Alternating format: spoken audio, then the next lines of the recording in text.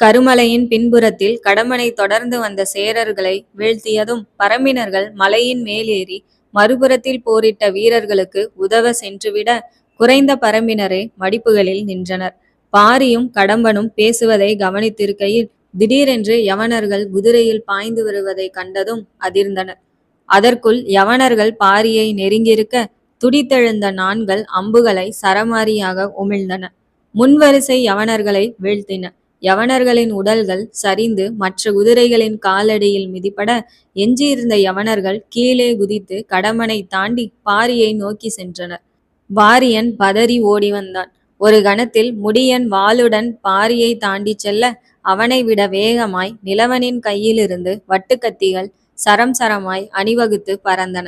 வட்டுக்கத்திகளை விடுத்து கொண்டே நிலவன் பாரியை தாண்டி முன்னேறினான். ஒவ்வொரு யவனனையும் வீழ்த்த 7-8 கத்திகள் எரிய வேண்டி இருந்தது. பல யவனர்கள் வீழ்த்தப்பட மீதமிருந்த 3 யவனர்கள் வேகமாக முன்னேறினர். பாரியின் உருவத்தை வைத்தே அவனை அடையாளம் கண்ட அனைத்து யவனர்களும் பாரியை நோக்கியே நகர முடியன் ஒருவனை எதிர்கொண்டான். வட்டுக்கத்திகள் தீர்ந்ததும் தனது முதுகிலிருந்து கண்டாவாட்களை உருவி எடுத்த நிலவன் மற்றொருவனை நோக்கி செல்ல யவனப்படை தலைவன் இருவரையும் தவிர்த்து பாரியிடம் சென்றான்.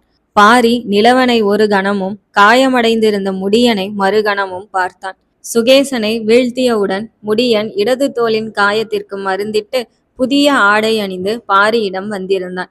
எனினும் குருதி வெளியேற்றத்தால் முடியனின் முகம் சோர்ந்திருப்பதையும் இடது தோல் பருத்திருப்பதையும் கண்டவுடன் முடியன் காயமடைந்திருப்பதை பாரி உணர்ந்தான். அதை பற்றி கேட்டால் வருந்துவான் என்பதால் கேட்பதை தவிர்த்தான். இனி முடியனை போரில் பயன்படுத்த கூடாதென எண்ணியிருந்தான். ஆனால் பகைவனை கண்ட பரம்பினனின் கால்கள் விலகுவதில்லை, விலக வைக்க முடிவதும் இல்லை. முடியனோ அடிப்பட்ட புலியை போன்றவன். 3 யவனர்களும் தாக்குதலை துவங்கியதும் யவனர்களுடன் இணைந்து கொள்ள அதியன் முன்னேற மீண்டும் 4-5 அம்புகள் கால்களுக்கு முன்னால் வந்திறங்கின. மீறி முன்னேறினால் அம்புகள் உடலில் பாயும் என்றுணர்ந்த அதியன் பின்னடைந்தான்.